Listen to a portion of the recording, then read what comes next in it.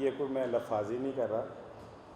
کھرل نے تو میرے جیسے حقیر انسان کو اس سطح پہ اس طرح آپ لوگوں کے سامنے بیان کیا ہے کہ میں تو مجھے نہیں سمجھ آ رہا کہ میں کھرل کا کن الفاظ میں شکریہ ادا کروں اور آپ لوگوں کی محبت کو میں کس طرح اس کا کو ہدیہ تبریک پیش کروں. اور جو ساحر صاحب نے فرمایا تھا کہ آپ کیا جانیں مجھ کو سمجھتے ہیں کیا, میں تو کچھ بھی نہیں.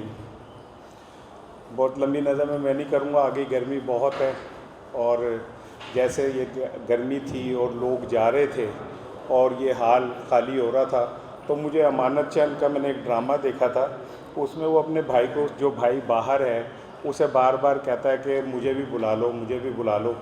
تو وہ نہیں بلاتا تو ایک دن وہ اک کے کہتا ہے کہ پتہ مینوں لگتا ہے بھائی مینوں ادو بلان گے جدوں اتنے میما برکاں پانیاں شروع کر دیں. تو مجھے یہ تھا کہ کہیں یہ نہ ہو کہ مینوں ادو بلان جدوں وہ کرسیاں چکن والا آ جائے اور کہہ کے جی چلو بھائی نہیں تسی باہر جا کے گل کر دو کوئی.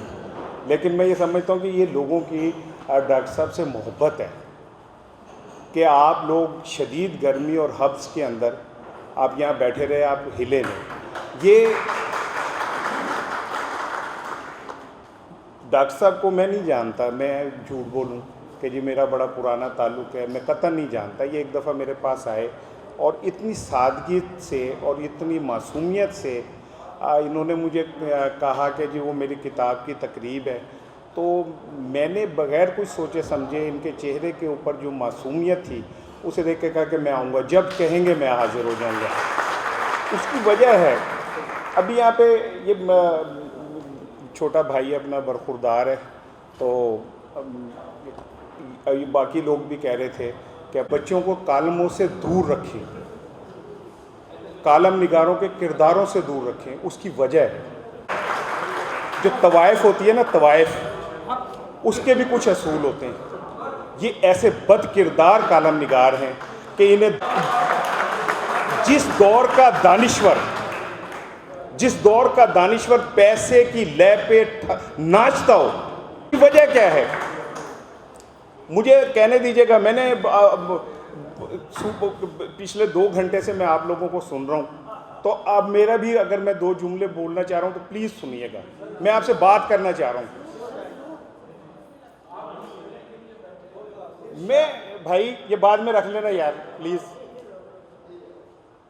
دیکھیں آج ہم 120 ارب ڈالر کے قرضے کا شکار ہیں. سیاسی بحث میں نہ جائیے گا, کسی سیاسی گفتگو میں نہ جائیے گا. 1 روپیہ ڈالر کا بڑھتا ہے نا تو ہمارا قرض اور سود بڑھ جاتا ہے. نہ آپ نے وہ قرضہ کھایا, نہ آپ نے کھایا, نہ میں نے کھایا. میرا بچہ جب پیدا ہوا تھا تو پیدا ہوتے ہی اس پہ لاکھوں روپے کا قرض تھا. وہ کون سے بچے ہیں جو پیدا ہوتے ہی اربوں پتی ہو جاتے ہیں؟ وہ کن کے بچے ہیں جو پیدا ہوتے ہی خربوں پتی ہو جاتے ہیں؟ میرے بچے تو پیدا ہوتے ہی مقروض ہوتے ہیں. میرا قصور کیا ہے؟ میں نے گناہ کیا کیا ہے؟ میں نے غلطی کہاں کی ہے کہ میں پیٹرول پہ بھی دیتا ہوں ٹیکس, پانی پہ بھی دیتا ہوں, بجلی پہ بھی دیتا ہوں, گیس پہ بھی دیتا ہوں, موبائل پہ. کون سی چیز ہے جس پہ میں ٹیکس نہیں دیتا یار؟ میں اپنا رول دے رہا ہوں پاکستان کو یار. پھر میرا بچہ کیوں مقروض ہے؟ پھر ان کا بچہ اربوں پتی کیسے ہے؟ کیوں ہے ان کا بچہ اربوں پتی؟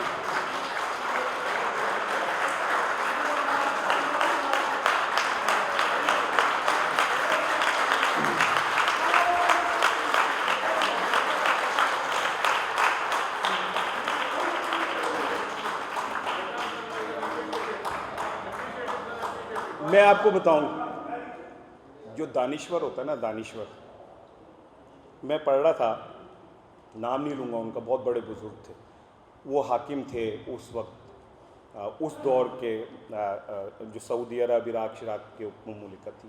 انہوں نے کچھ بلایا گورنرز کو, ان کو 20-20 ہزار درہم دیے, 30-30 ہزار درہم, اور ایک کو دیے 20 ہزار.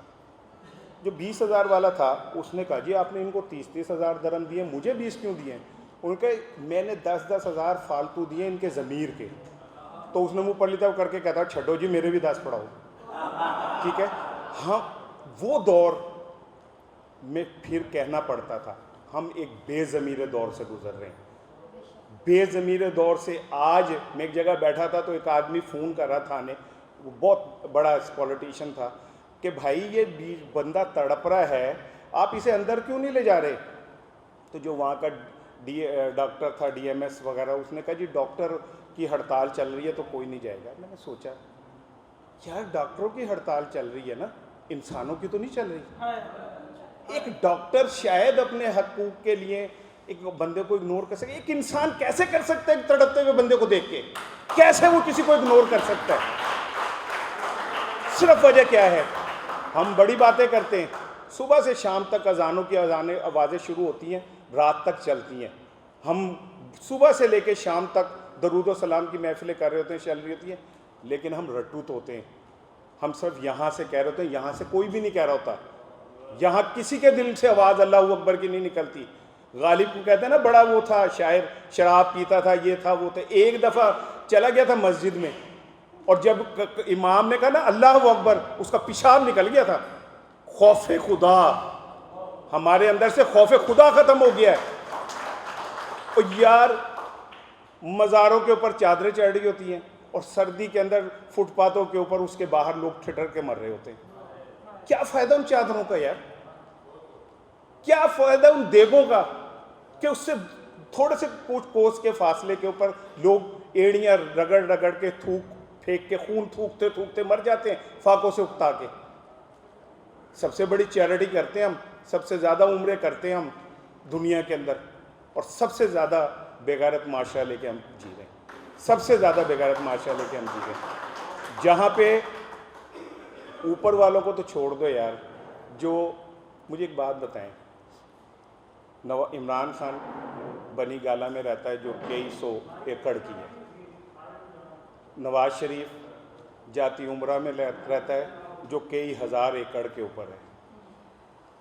زرداری بلاول ہاؤس میں رہتا ہے جو کئی سو ایکڑ کے اوپر مبنی ہے.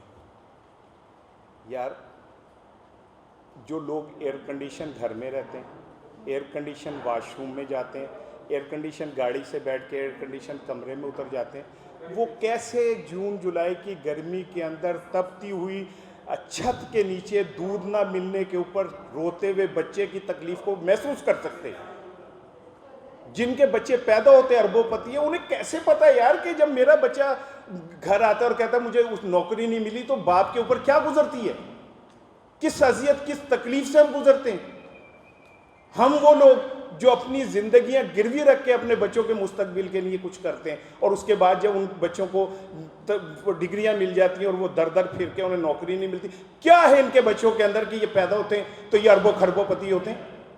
کون سی ان کی ڈگری ایسی، کون سی ان کی کوالیفیکیشن ایسی؟ اس کی صرف ریزن یہ ہے کہ چوروں اچکوں فراڈیوں کے اوپر فرشتے نہیں بیٹھتے. اللہ کی سنت ہے یہ، جیسی منہ ویسی چپیڑ ہوتی ہے، جیسی قوم ویسے ہی لیڈر ہوتے ہیں. ہم سب منحص القوم فراڈی ہیں، منافق ہیں، جھوٹے ہیں، دو نمبر ہیں. ہمارے اوپر بھی ویسے ہی لوگ ہوتے ہیں. اور آج کا دانشور ہے، آج کا دانشور تو خدا کی قسم میں کیا آپ کو بتاؤں، مجھے شرم آتی ہے کہ میں اس صحافت کا حصہ ہوں جس میں لوگ ضمیر ایسے بیچتے ہیں، ایسے جیسے کوئی مسئلہ ہی نہیں ہے. یہ نواز شریف کو ہیرو کس نے بنایا؟ زرداری کو ہیرو کس نے بنایا؟ یہ چھوٹے چھوٹے بونوں کو ہیرو کس نے بنایا؟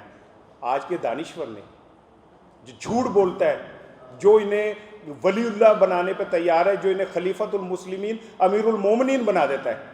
میں آپ کو امیر المومنین کا واقعہ سناتا ہوں. دنیا کی سب سے بڑی ریاست جس کا پوری دنیا پہ کنٹرول ہے، دنیا کی سب سے بڑی ریاست جس کا پوری دنیا پہ کنٹرول ہے، راشد بھائی، اس کا نائب صدر اپنے صدر کے پاس آتا ہے، کہتا ہے میرے بیٹے کو کینسر ہو گیا ہے، میں نے اس کا علاج کرانا ہے. تو وہ صدر کہتا ہے جس کا پوری دنیا پہ کنٹرول ہے، وہ کہتا ہے میرے پاس پیسے ہی نہیں ہیں علاج کرانے کے. کہتے پیسے نہیں ہے؟ کہتا ہاں. کہتا میرے پاس نا فلوریڈا میں ایک فلیٹ ہے، وہ بھیجتا ہوں میں. تو صدر کہتا ہے کہ یار میں نے ایک کتاب لکھی ہے، اس کی رائلٹی آ رہی ہے، یہ ملا کے نا ہم اس کا جو ہے علاج کراتے ہیں. پتہ ہے کون لوگ تھے دو؟ جو بائیڈن اور باراک اوباما. جن کے پاس اپنے بیٹے کے علاج کرانے کے پیسے نہیں ہیں, وہ تسی کیڑا ਇਹੋ ਜਿਹਾ ਕੰਮ ਪਾਤਾ ਹੈ ਕਿ 4-5 ਦਫਾ ਤੁਸੀਂ ਸਦਰ ਵਜ਼ੀਰ ਆਜ਼ਮ ਬਣ ਜਾਂਦੇ ਹੋ, ਉਹਦੇ ਬਾਅਦ ਵੀ ਮੁਲਕ ਉੱਥੇ ਦਾ ਉੱਥੇ ਖੜਾ रहता है. और तुम इलाज, तुम्हारे कुत्ते को खांसी आ जाए तो तुम बाहर जर्मन इलाज करने के लिए भेज देते हो. और हम, मुझे एक बात का जवाब दें, मैं, आप लोग अगर आप बोर हो रहे हैं, अल्लाह की कसम अगर आप बोर भी हो रहे होते तो मैं आज पूरी बात करके जाता. मैंने पूरी बारी लेनी है अपनी, ठीक है ना, ठीक है. मुझे एक बात का जवाब दें, कभी कोई गरीब मर जाता है या कभी कोई गरीब किसी जुर्म में जेल चला जाता है, कितने अमीर लोग उसके लिए घर पूछने आते हैं? एक भी नहीं. यहाँ आलम यह कि अगर एक अमीर आदमी चोरी और डाके के ऊपर जेल चला जाए तो सारे गरीब उसे छोड़ने जा रहे होते फूल और हार लेके, कि जैसे ये वर्ल्ड कप जीत के आया हुआ है.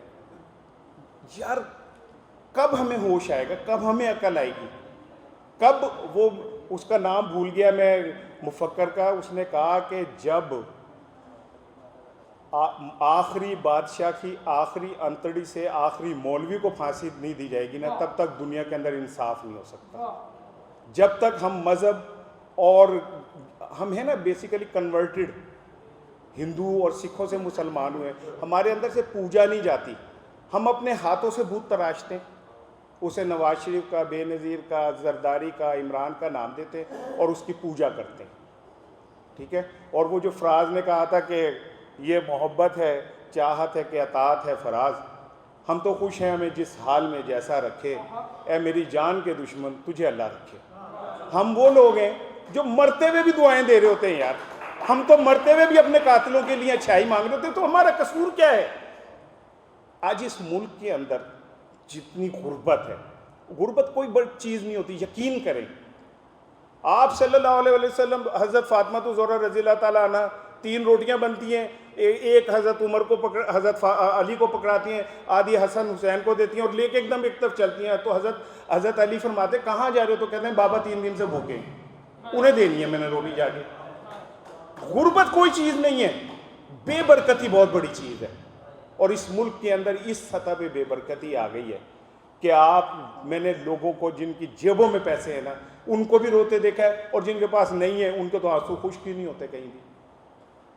तो चौधरी तनवीर साहब, आपने एक ऐसी फील्ड मुंतखब की है जो अपनी क्रेडिबिलिटी खो चुकी है, जिसकी कोई औकात नहीं रही, जिसकी कोई हैसियत नहीं रही, क्योंकि इसके अंदर लिखने वाले हैं ही नहीं, इसके अंदर बिकने वाले लोग हैं.